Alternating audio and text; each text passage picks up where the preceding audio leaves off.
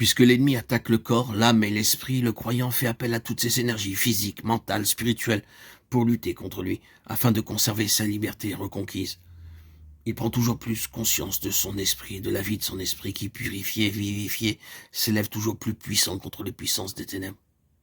Et puisqu'il n'y a ni endroit, ni saison, ni moment qui soit exempt des attaques sataniques, le fidèle, le croyant, le nouveau-né se gardera de se relâcher dans la vigilance et la prière à quelque moment que ce soit. Traverse-t-il des heures de souffrance intense, d'angoisse, d'agonie, il sait que c'est là l'heure et la puissance des ténèbres. Ce qu'il souffre lui révèle la cruauté et la dépravation des esprits mauvais, et leur activité haineuse, silencieuse, vigilante, implacable, jamais lassée, qui s'exerce avec persévérance au sein de l'humanité. Ils étaient et ils sont toujours les ennemis irréconciliables de l'humanité.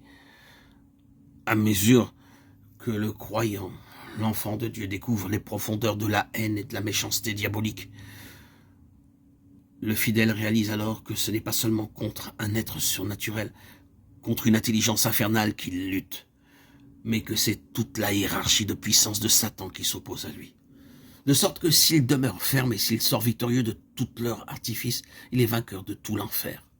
Les puissances infernales ne permettent pas qu'un seul chrétien triomphe d'elles, tant qu'elles n'ont pas épuisé tout leur arsenal, toutes leurs ressources. Éphésiens 6,12.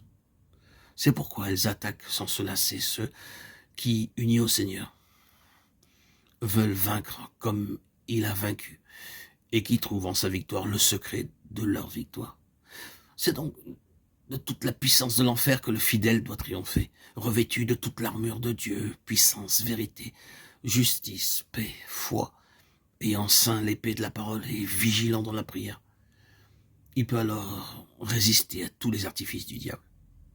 S'il tient ferme, s'il résiste, s'il est victorieux, tout le ciel en est témoin. S'il tombe, tout l'enfer le sait. S'il triomphe, les légions ennemies sont découragées et leurs attaques seront désormais moins redoutables. Devant un ennemi si sagace, si discipliné, si uni dans la poursuite d'un même but, le chrétien n'osera jamais laisser son armure de côté, ni s'adonner à quelque vaine poursuite. Toutefois, maintenant qu'il connaît l'adversaire et qu'il comprend la portée et l'issue éternelle de la guerre où il se trouve engagé, il trouve sa joie à combattre un ennemi qui dévaste la terre et à remporter ses victoires partielles, signe avant-coureur de la grande victoire.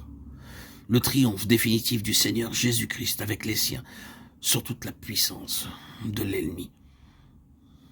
Hébreux 10, 13, 1 Corinthiens 15, 25, 26.